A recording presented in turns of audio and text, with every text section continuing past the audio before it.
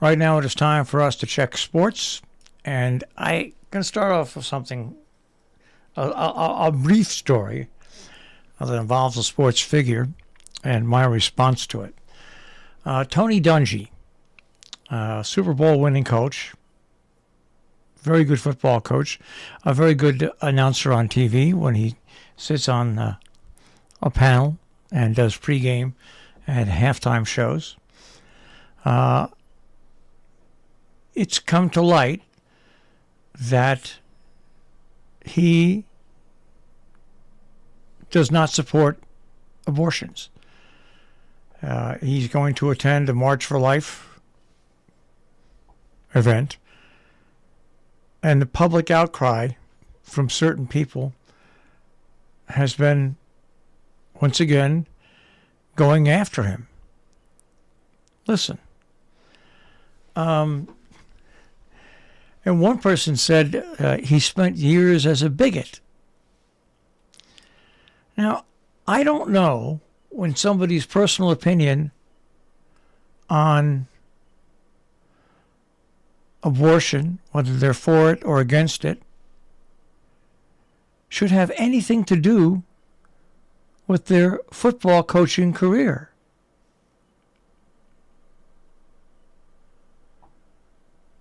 It's his first time that he's gone to the rally. He's steered clear of it all this time, and he's going.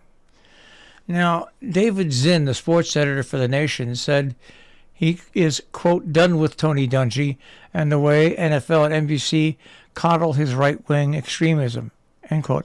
They're not coddling anything. Whether you agree with somebody or not, whether they're right-wing and whether you disagree with every political view that they hold, doesn't mean anything because he's an NFL coach. There's nothing to do with his job. Now, he's said some things that would upset people that are on the other side. That he didn't want a gay football player in the locker room, and that he disagreed with that lifestyle, and that may be offensive to you, but still. Everybody has a right to their opinion. He hasn't gone out there and really gone crazy on it. That's what's the matter with society today. Can't you disagree with somebody and they still hold their job? It's not like he was a sexual predator or anything like that. That's different.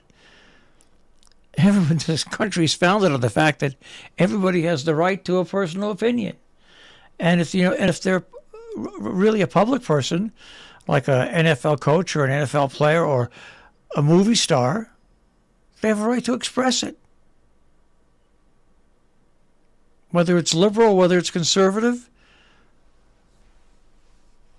So I mean, it's just a very foolish story. And if the editor of that magazine wants to be done with Tony Dungy, fine. We don't need to know that. Just be done with him. Who cares that you're done with him? I have so many friends, true friends, not just Facebook friends, but true friends, who disagree with many of my political stances, and I disagree with many of their political stances, but we're still friends. And I think it's great that we can be different and still be friends and talk with one another. That's the way it should be. All right, we'll get away from that now. I'm sorry, but I just had to go there first. All right, so we're through Wild Card Weekend. And as I was saying earlier in our broadcast today, my three favorite weekends in professional football: the Super Bowl, the Conference Championship. Championship Sunday is just a great day, and the divisional round. Championship Sunday actually is my favorite because that's the game to get you into the Super Bowl. So this is a good weekend to watch football. And the NFL divisional round begins tomorrow at 4:30. The Jaguars take on the Chiefs, and the Giants take on the Eagles. Then on Sunday, the Bengals take on the Bills at 3, and the Cowboys take on the 49ers at 6:30. And out of those games, we will have the teams that will participate the following week in the conference championships for the AFC and for the NFC. And then the Super Bowl on February 12th. So we're at the height of the season in football, in football-ese. All right, let's take a look and see if we had any local teams in action yesterday in the NBA. The Celtics over the Warriors, 121-118. The Nets lost to the Suns, 117-112. We'll move on to the National Hockey League and see if anybody local played. The Devils fell to the Kraken 4-3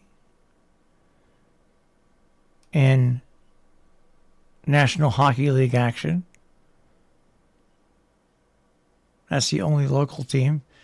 Nope, the Sabres over the Islanders, 3-2. And the Bruins beat the Rangers 3-1. All right. And in men's college basketball, number 5 UCLA over Arizona State. Number 11 Arizona over USC. Number 6 Gonzaga over LMU. Number 24 Florida Atlantic over UTSA. Number 18 Charleston over Monmouth. And number 3 Purdue over Minnesota. And that happens to be our check on sports this morning here on the Breakfast Club on Robin Hood Radio.